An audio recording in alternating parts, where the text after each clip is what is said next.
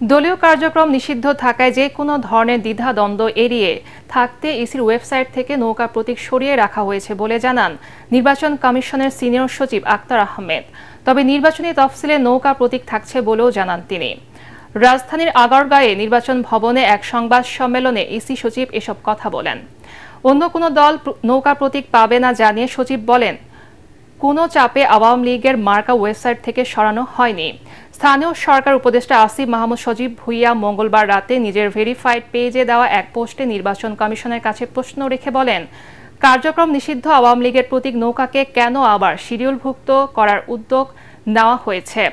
এর পরদিন নিজেদের ওয়েবসাইট থেকে নৌকা প্রতীক সরিয়ে ফেলেছে নির্বাচন কমিশন। শিডিউলে কিন্তু এটা আছে, এখানে website is a supplementary platform. Bangladesh Awami League এর পাশে এই নামের পাশে স্থগিত বলে একটা কথা আছে। স্থগিতের সাথে পরবর্তী জিনিসগুলো কনফিউশন সৃষ্টি করতে পারে, সেই জন্যই কমিশন মনে করেছে এটাকে সরিয়ে দেওয়াই ভালো।